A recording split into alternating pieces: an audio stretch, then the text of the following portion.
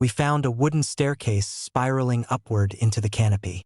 First, none of us spoke. The forest had a way of swallowing words before they were finished, and by the time we realized what we were looking at, the silence around us felt too heavy to disturb. The staircase rose from the forest floor like the spine of something enormous. Its steps were rough-cut planks the color of wet bark, nailed into a narrow spiral around a central post.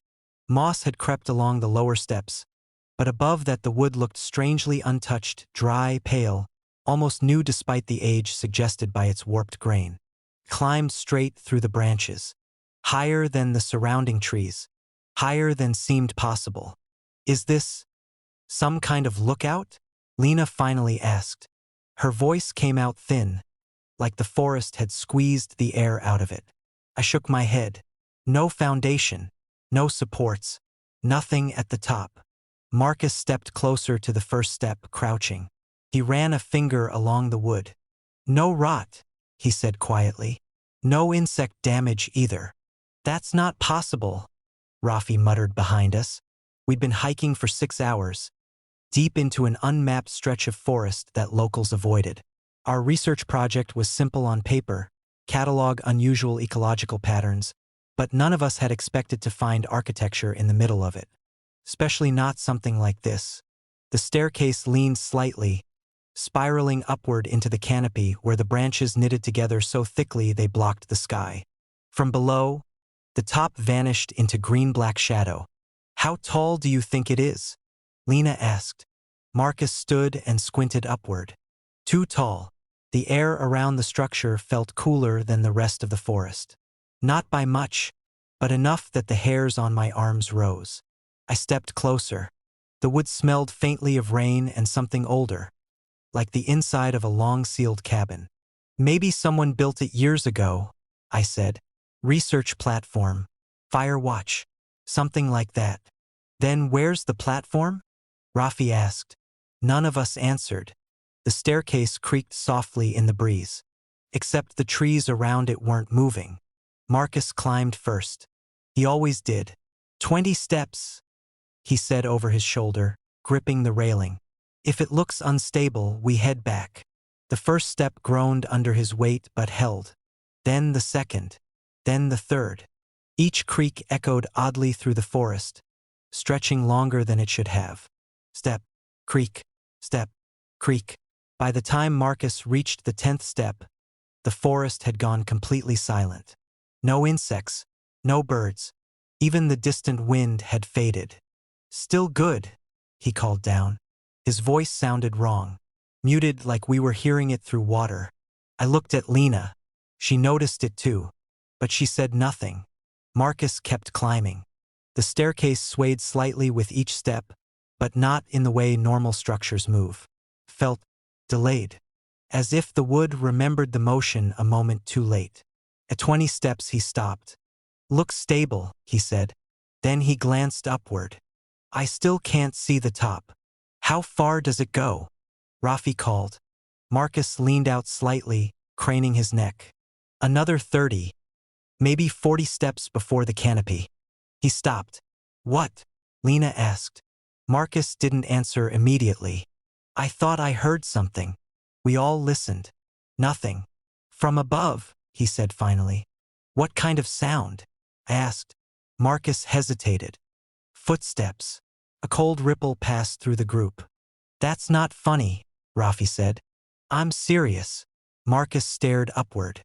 "I think someone's already on the staircase." We looked up. There was nothing there.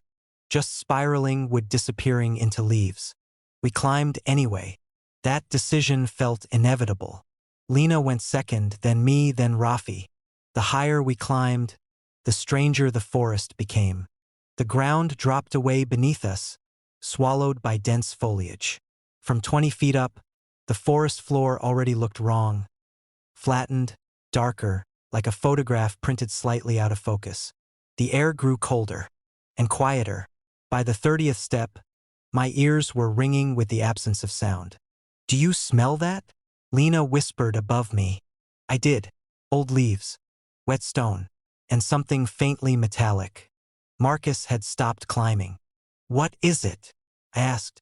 There's something carved into the railing. He ran his hand along the wood. Symbols. Thin, deliberate grooves etched into the surface of each step. They weren't letters. More like repeating shapes, loops, and jagged lines that twisted back on themselves. How long have those been there? Lena asked. They weren't on the lower steps, Marcus said. Are you sure? Yes. Rafi shifted below me. Guys. What? Did the staircase get longer? We all froze. I looked down. The steps beneath us spiraled farther than they had before. Much farther. The forest floor was gone, hidden behind a thick layer of mist that hadn't been there when we started.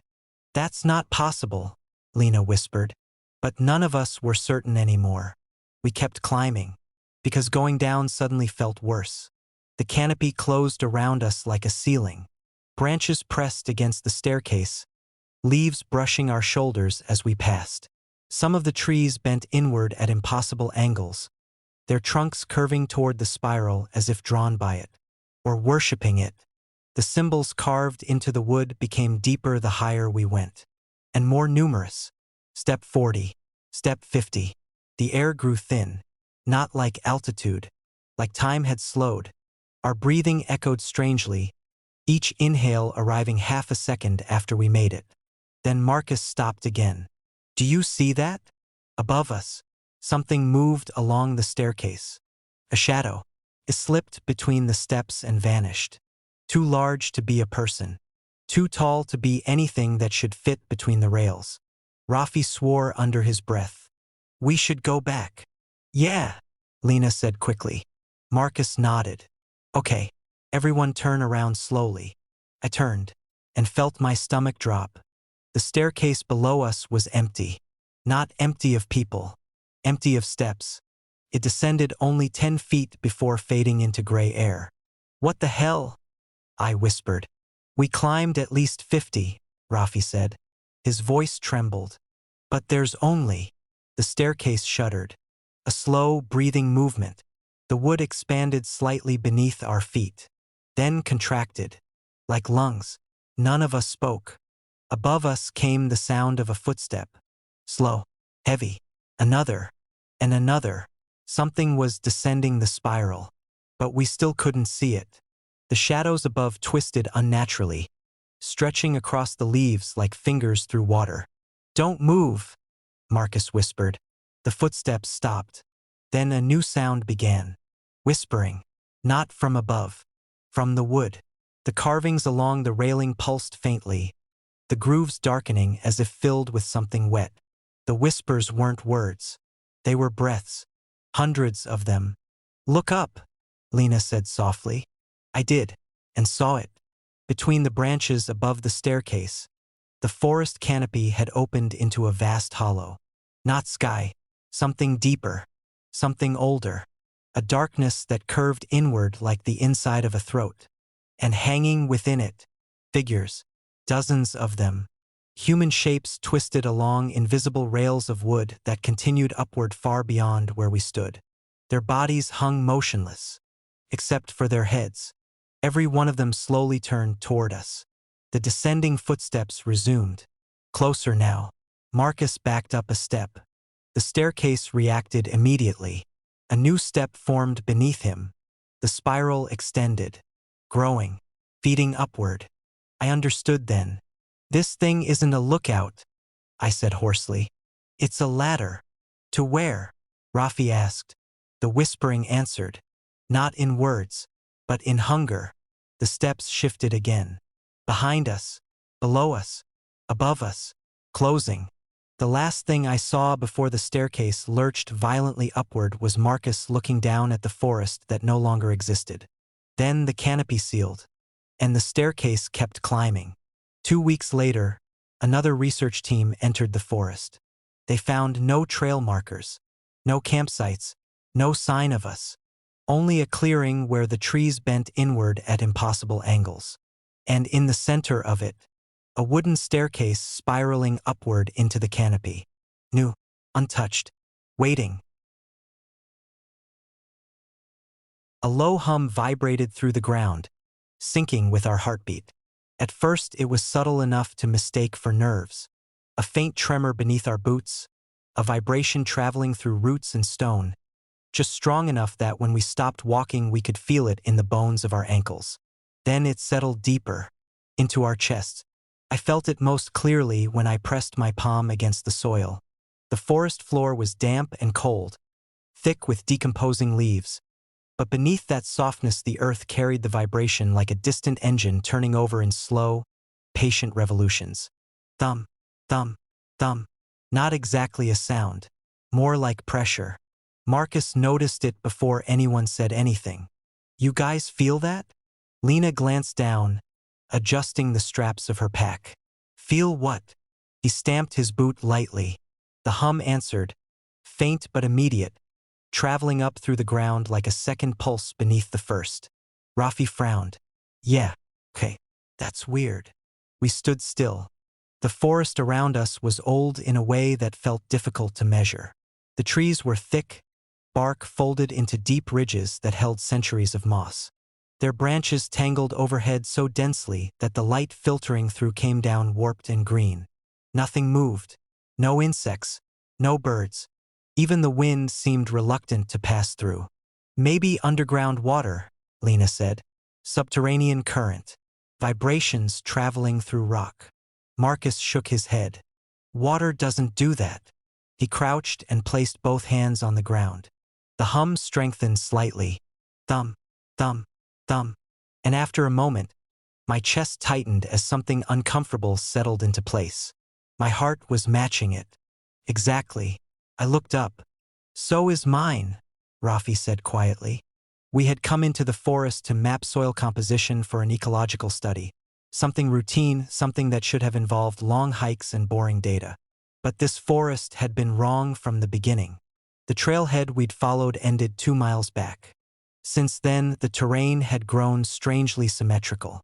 The trees spaced themselves in near-perfect intervals, their roots curling through the earth like knotted veins.